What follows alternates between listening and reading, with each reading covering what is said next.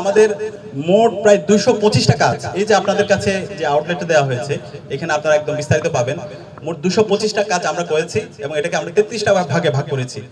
তো আমরা চাই এমন একটি সরকার ব্যবস্থা, আমরা এমন একটা বাংলাদেশ। আজকের যে প্রেস কনফারেন্স, এটা শুধু একটা প্রেস কনফারেন্স না, সামনে জাতীয় নির্বাচন পরে যারা এই ক্ষমতায় আসবে আমরা চাই এই ধরনের একটা জবাবদিহিতামূলক আমরা সরকার দেখতে পাবো, যারা একদম সবকিছু বিস্তারিতভাবে বলবে তারা কি করেছে না করেছে। প্রত্যেকটা জিনিস এখানে আমাদের বিস্তারিতভাবে দেওয়া আছে, আমাদের ওয়েবসাইটে বিস্তারিতভাবে দেওয়া আছে। প্রত্যেকটা বিষয়ের ইনস অ্যান্ড আউট আমরা একদম শিক্ষার্থীদের কাছে পরিষ্কার করেছি এবং দেশবাসীর কাছে পরিষ্কার করেছি। তো আমরা আশা করবো সামনে যারা সরকারে দায়িত্বে আসবে, রাজনৈতিক দলগুলো, তারা এইভাবে ট্রান্সপারেন্ট হবে, তারা অ্যাকাউন্টেবল হবে এবং তারা তাদের কাজের ব্যাপারে রেসপন্সিবল হবে। একই সাথে আমরা বিগত সময় আমরা দেখতে পেয়েছি ডাকসু যখন আমরা সাবেকদের সাথে কথা বলি, মাহমুদুর রহমান মান্না ভাই থেকে শুরু করে যত সাবেক নেতৃবৃন্দ ছিল আমরা সবার সাথে পরামর্শ করেছি, কথা বলেছি। তো তারা বলছিল তারা যখন দায়িত্বে ছিল এই ডাকসুতে দেখা যেত হচ্ছে চেয়ার নিয়ে নিজেদের মধ্যে গ্রুপিং হতো, হল সংসদের সাথে কেন্দ্রীয় সংসদের মধ্যে বিভিন্ন গ্রুপিং, সমন্বয়হীনতার কারণে কাজগুলো ঠিকমতো হতো না। তো আমরা আসার পরে যেটা চেষ্টা করেছি সবাইকে একটা প্ল্যাটফর্মে নিয়ে আসা, একটা ব্রিজিং, হল সংসদ এবং কেন্দ্রীয় সংসদ একটা টিম হয়ে কাজ করা।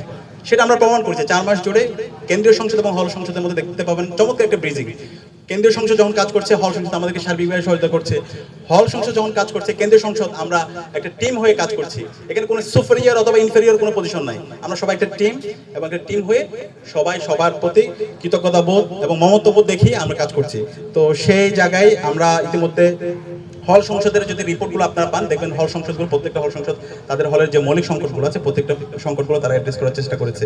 এবং আমরা ইতিমধ্যে যেই প্রতিনিধি সম্মেলন, যেটা ডাকসুর ইতিহাসে এই ধরনের সম্মেলনগুলো আমরা বিগত সময় যাদের সাথে বসেছি তারা বলছে এরকম হয়নি।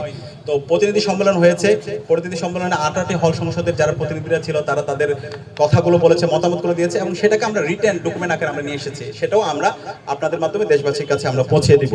তো এর পাশাপাশি আমরা চেষ্টা করেছি পুরো নির্বাচন পরবর্তী আমরা নতুন একটা রাজনৈতিক সংস্কৃতি বিনির্মাণ করার জন্য।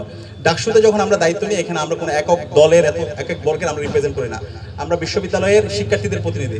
সুতরাং এই ক্যাম্পাসে কেউ বলতে পারবে না আমি কোনো শিক্ষার্থীর অধিকার হরণ করেছি, আমি কোনো শিক্ষার্থীদের জাস্ট আমার যে আদর্শ সেই আদর্শটা আমি চাপিয়ে দিয়েছি।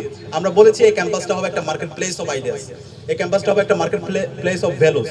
শিক্ষার্থীদের কাছে আমরা আইডিয়াস নিয়ে যাবো, ভ্যালুস নিয়ে যাবো, শিক্ষার্থীরা যারা আইডিয়া ভালো লাগবে সেটা গ্রহণ করবে, যেটা ভালো লাগবে সেটা সমালোচনা করবে। কিন্তু এখানে কোনো ধরনের পেশশক্তি রাজনীতি চলবে না, মাসল পাওয়ার পলিটিক্স চলবে না, যেটা আমরা বিগত সময় দেখতে পেয়েছি। তো এটা আজকে গর্ব করে বলতেই হয় আমাদেরকে, ঢাকা বিশ্ববিদ্যালয়ে আজকে কোনো ধরনের গণরম নেই, কোনো ধরনের গ্যাস রোড নেই, কোনো ধরনের ভাইয়ের পলিটিক্স নেই। তো এই ধরনের ক্যাম্পাস এটাকে একটা সাস্টেনেবল পজিশনে নিয়ে যাওয়া, ভবিষ্যতের জন্য কখনো আর গণরম এবং গ্যাস্ট্রন কালচার ফিরে না আসে, আর কখনো যেন হচ্ছে মাসল পাওয়ার পলিটিক্সের রাজনীতি ফিরে না আসে, সেটার জন্য আমরা কাজ করছি।